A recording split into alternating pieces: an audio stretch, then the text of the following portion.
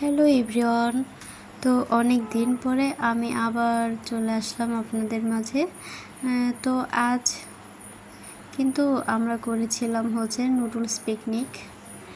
তো তার জন্য কিন্তু আমি মাংসগুলো ম্যারিনেট করে রেখে দিব। তো আমি কিন্তু এটা দুপুরবেলায় করেছিলাম। আসলে কিছু সমস্যার কারণে আমি আর কি পেজে কাজ করা ছেড়ে দিয়েছিলাম বলতে গেলে। তো সবাই আমাকে আবার বলল যে আবার নতুন করে শুরু করার জন্য। তো সবাই আমাকে সাপোর্ট করবেন বেশি বেশি।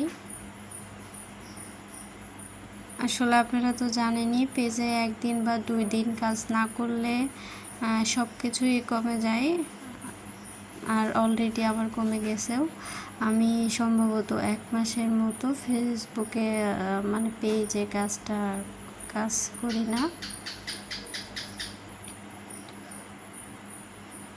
তো যাই হোক, দেখেন এই রাত্রের বেলায় আমি কিন্তু ওইটা ম্যারিনেট করে কিন্তু রেখে দিয়েছিলাম দুপুরবেলায়। তো এদিকে কিন্তু জিলফা, সৌরভী ওরা কিন্তু সবাই এই পেঁয়াজ কেটে নিচ্ছিল, পেঁয়াজ মরিচ। আসলে বোনরা এক জায়গায় হলে অনেক মজা হয়। আর এই পাশেই কিন্তু মুনতাহা আর আতিফা ফোন দেখছিল। দেখেন এখন কিন্তু অনেক রাত। তো এদিকে কিন্তু আমি নুডলসগুলো সিদ্ধ হতে দিয়ে দিলাম। আর আজ কিন্তু আমি নিজে রান্না করেছি। প্রতিবার দেখা যায় যে সবাই মিলে আর কি করি, কিন্তু এটা কিন্তু আমি পুরোটাই নিজে করেছিলাম।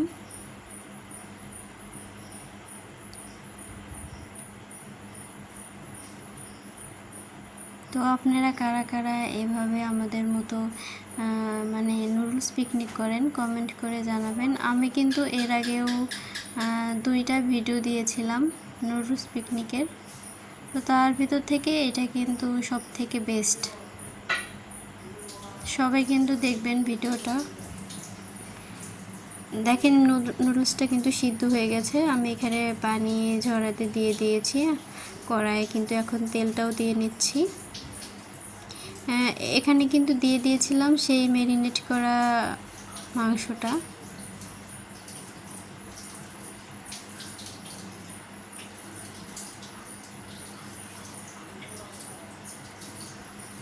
এটা আমি কিছুক্ষণ ভালো করে কষিয়ে তারপরে এর মধ্যে কুচি করা পেঁয়াজ আর মরিচটা দিয়ে দিলাম। এখন এটাকে ভালো করে কিছুক্ষণ আমি নেড়ে চেড়ে এটার সাথে একদম মিক্সড করে নিব।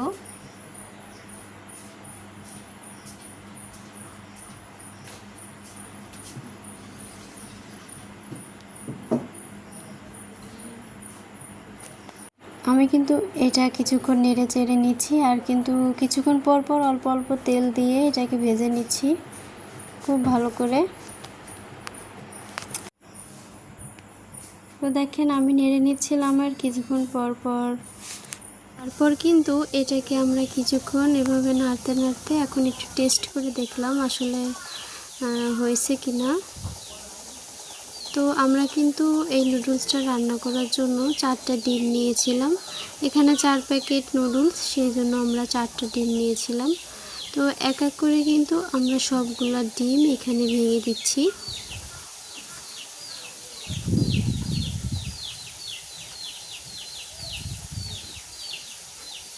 তারপরে এই ডিমটা দিয়ে ভালো করে নুডলসটা আমরা এভাবে মিক্সড করে দিব।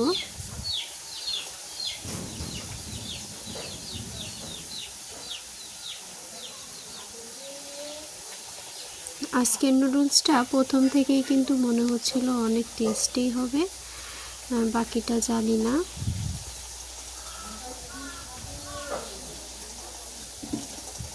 এটা হয়ে আসার আগ দিয়ে কিন্তু আমি নুডলসটা দিয়ে দিয়েছিলাম। উপর দিয়ে কিন্তু হাত দিয়েই ছড়িয়ে দিয়েছি, কারণ এখানে অনেক নুডলস। আমাদের উচিত ছিল আমরা যদি বড় একটা কড়াইতে এটা রান্না করতাম তাহলে ভালো হতো। কড়াইটা একটু ছোট হয়ে গেছে আর কি, এজন্য আমার নাড়তে অনেক কষ্ট হচ্ছিল। এখন আমরা কিন্তু বাকি যে মশলাগুলো ছিল এখানে দিয়ে দিচ্ছি। আপনারা দেখতে পেয়েছেন আমি কিন্তু যখন এমনি পেঁয়াজ তারপর মানে এমনি আগে যেইগুলো রান্না করে নিয়েছি ওইগুলোতে কিন্তু আমি একটু একটু করে মশলা অ্যাড করেছি। এখন আমার নাড়তে এমনই কষ্ট হচ্ছিল, আমি কিন্তু কাঁটা চামচ দিয়ে নেড়েছিলাম, মানে আমার জন্য সহজ হয়েছে। আর হয়েছে কি, এটা যদি আমি এই খুন্তি দিয়ে নাড়তে থাকতাম তাহলে নুডলসগুলো একদম ভেঙে চুরে যেত। সেই জন্য আর কি আমি কাঁটা চামচ এখানে ব্যবহার করেছি। তো দেখেন আমার কিন্তু একদম খুবই সুন্দরভাবে আমরা এটাকে মিক্সড করতে পেরেছি, আলহামদুলিল্লাহ।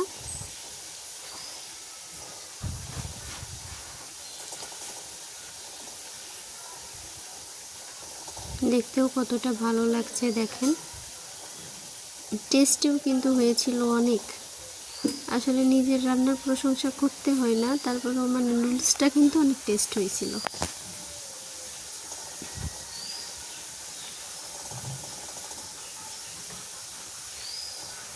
হ্যাঁ, এরপরে কিন্তু রান্না শেষে আমি উপর দিয়ে সসটা দিয়ে দিয়েছিলাম। সস দিয়ে নুডলস রান্নাটা আমার কাছে মনে হয় একটু বেশি মজা লাগে। তবে আমি চেয়েছিলাম যে একটু বেশি করে দেওয়ার জন্য, কিন্তু আসলে পারি নাই, কারণ এখানে অনেক লোক ছিল, সবাই আর কি এত বেশি করে দিয়ে খায় না, মানে ওদের পছন্দ না সসটা। ওরা একটু অল্প অল্প দিয়ে খেতে পছন্দ করে। আরও অনেক মুরব্বিরাই ছিল, চাচি আম্মারা, এই জন্য আর কি সসটা আমি বেশি এখানে দিই নাই। আমার আম্মু সসটা বেশি পছন্দ করে না, সেই জন্য আর কি অল্প দিয়েছি। তারপরে কিন্তু সবাইকেই আমরা এটা সমান ভাগে ভাগ করে দিয়েছি। আল্লাহ হাফেজ।